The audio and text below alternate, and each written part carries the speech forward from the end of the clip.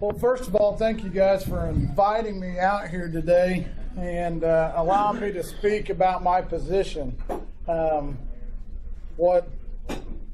First of all, I want to give you a little history about myself. I'm born and raised in Alva, Oklahoma.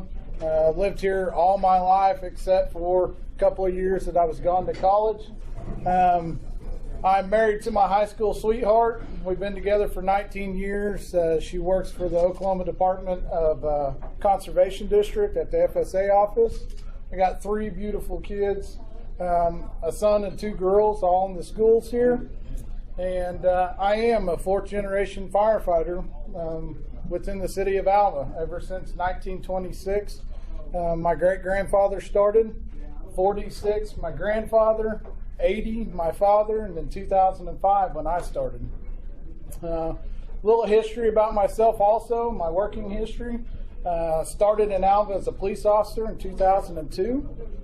2003 I left and went to Kansas, and I was a criminal investigator up in Kansas. I had to deal with all felony crime cases. When my dad finally retired, I was able to come back to the fire department, which is what I went to school for, and was able to attain a position within the fire department. Within the last 18 months, I promoted. I actually carry 3 titles when I promoted. I'm the assistant fire chief for the city of Alva, so when the fire chief's not around, I take care of all of his duties and responsibilities.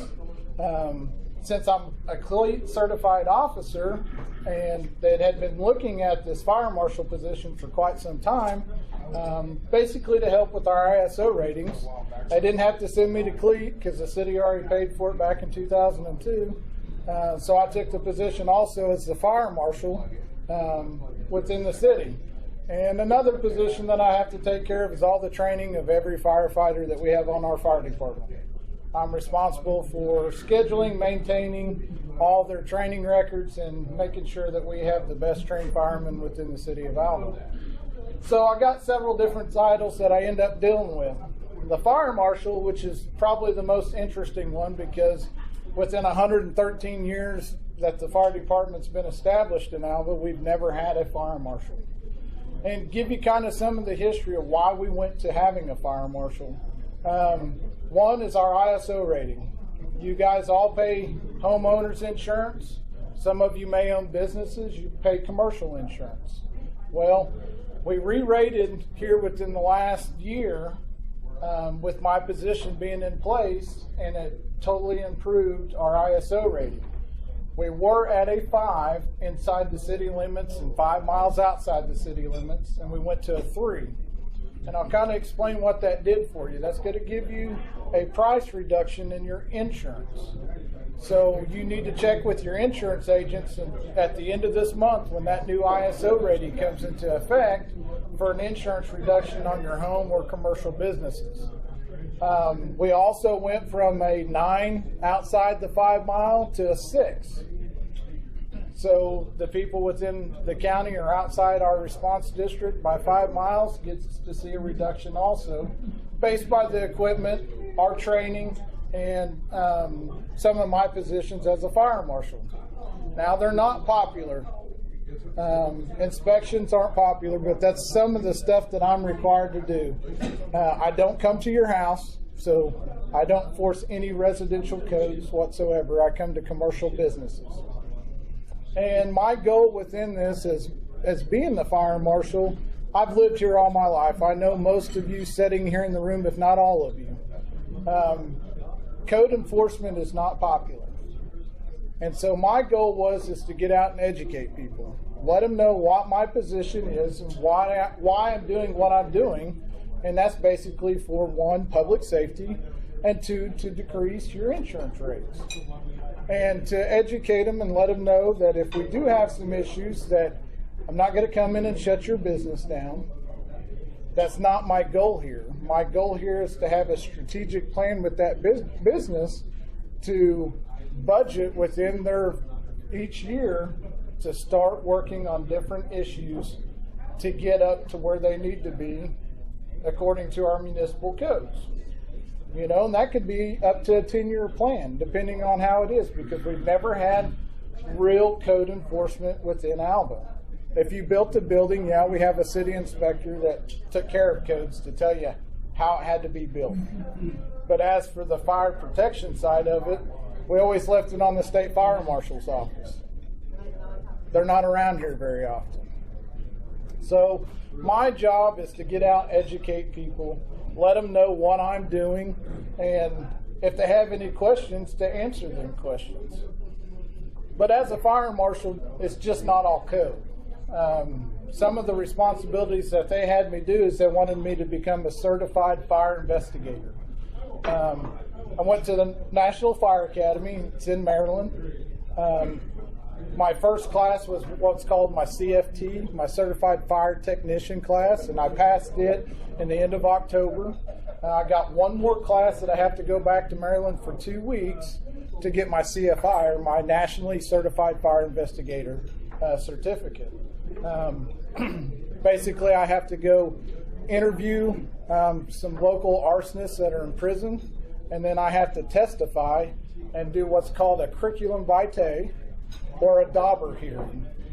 And a dauber hearing, basically, you go before a U.S. attorney and a Supreme Court justice and prove that you have the knowledge to testify as an expert witness. So once you do that dauber hearing, then you are credited, or your credentials allow you to be able to testify as an expert witness. So if we have a fire in town, I can go in there based off of a scientific method and recreate what happened in that house, commercial business, car, whatever it may be, or whatever caught on fire. And that's some of the stuff that we haven't had in a long time. And, you know, it's going to benefit us, and it's going to benefit you if you have a product and there could be a recall or a deficiency in it, that I'm able to research that out and get that to your insurance companies so it doesn't affect your insurance, and they can go out after the product manufacturer versus you paying out through your insurance. So that's some of the things that they're having me do. Also, I get out, I educate the public. Get out, and I have an elderly program for elderly fire safety. I inspect all the schools, do fire safety with the schools, watch fire drills, and anything else that is allowed. I don't know if you guys read the paper. I just got with Walmart and started my smoke detector program within the city of Alva. So if you have anybody that has a hearing issue, I have bed shakers with smoke detectors that actually will shake the bed and wake them up. Walmart has donated all the smoke detectors to hang up in residential houses. If somebody doesn't have one, can't afford one, they can contact the fire department, and we'll actually go and install them for you in the proper places that they need to be hung. So that's some of what I do as the fire marshal, investigations. And like I said, I'm a CLEAT certified officer, and I'm able to carry a gun. I can arrest people on charges of arson, and then help the police department out with whatever they need, kind of like the active shooter class the other day on it. But pretty much, that's kind of my job within itself and what I'm responsible for. I got a lot on my plate, but I enjoy it because I like to be busy. It keeps me going all the time. But if you guys have any questions, or if you've heard anything, feel free to call me. I'd love to speak with you. If you don't have any questions for me, that's fine also, but I'm here to entertain any questions you may have on my position. Did you say that you would install fire alarms when you go into a home? Yes, sir. Choose a place that Correct. And if you know people that may not have them, or elderly people that may have not heard about it or able to install them, just give me a call. We'll actually show up to their house and ask them if we can install them. And that's part of that program. Coming in the spring, you'll see the fire trucks out going door to door offering to take a look at it, replacing batteries or smoke detectors within the houses. on it. Are they carbon monoxide also detected? No, these are just single smoke detectors. You know, we did have a business within town that used to bring us carbon monoxide detectors. I'm looking at some other avenues, other businesses in Alva to do to join with us on the batteries and replacement. We've already started a list of the houses that we've already hung them in to go back every time the time changes and change their batteries for them. And that's part of some of that program that we do. Yes, sir. You mentioned that med shaker for old people. It depends on those. How do you tell the difference between that and an earthquake? That's a very good question. I don't have an answer for that, to be honest with you. As recent as our earthquakes have been happening around here, I do know that they shake your bed pretty violently to wake you up. If there is smoke or something breaks the photoelectronic eye within the smoke detector, it'll shake your bed pretty good. And you can see statistically probably 85% of all structure fires happen in the evening when people are at home and asleep. So that's the reason why they came out of that with hearing impaired individuals. Yes, sir. One other question, Bryan. I saw in the paper and also on television the fire they had over in July, 67th story hotel. Yes, sir. Fire was someplace in the middle. How would you fight that? Still many people have a chance to get out of upper stories. First of all, tactfully, high-rise fires, they all have standpipe systems in it and sprinkler systems. Well, especially in the United States, anything over 3 stories requires it, especially in residential or sleeping areas. So if you guys see on the side of the buildings, or you may see what's called an FDC or a fire department connection, has 2 ports. We actually hook up to them first and pressure that building up to 100 PSI. So all the heads that are activated within the sprinkler system are actively fighting that fire until we can get upstairs and hook to a standpipe and do what's called an interior attack to get that suppressed. But the Dubai one was wind driven, and based off of their construction and the curtains and the materials that they use, it spread pretty quick up the stories.